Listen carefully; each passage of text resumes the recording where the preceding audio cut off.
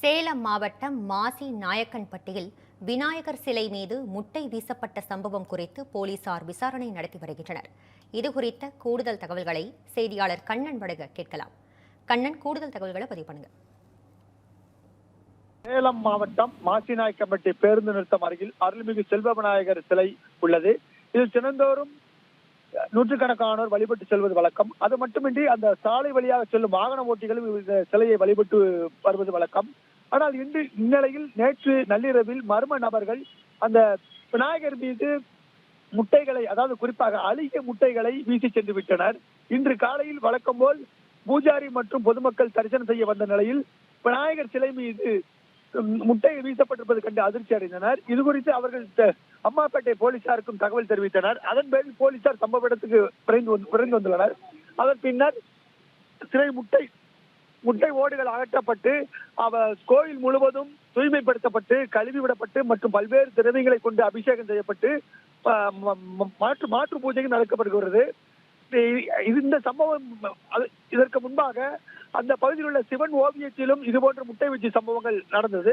தொடர்ந்து அங்கு முட்டை வீச்சு சம்பவங்கள் நடந்து வந்த போதிலும் மாவட்ட நிர்வாகமும் சரி, அறநிலைத்துறையும் சரி அல்லது போலீசாரும் கண்டுகொள்ளவில்லை என குற்றச்சாட்டு எழுகிறது.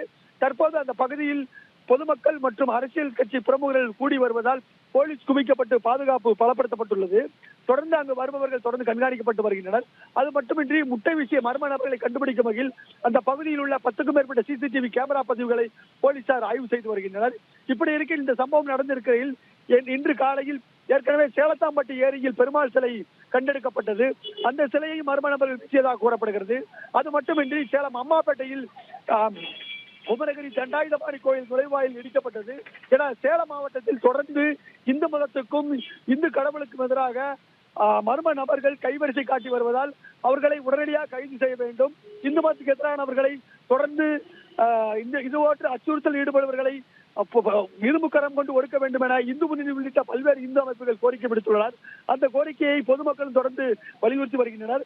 இருந்த போதிலும் இன்று விநாயகர் சிலை மற்றும் சிவன் சிலைகள் மீது முட்டை வீசிய சம்பவம் அந்த பகுதியில் மட்டுமின்றி சேலம் மாநகரில் பெரும் பரபரப்பை ஏற்படுத்தியுள்ளது. நிவேதா, உங்கள் விரிவான தகவல்களுக்கு நன்றி கண்ணன்.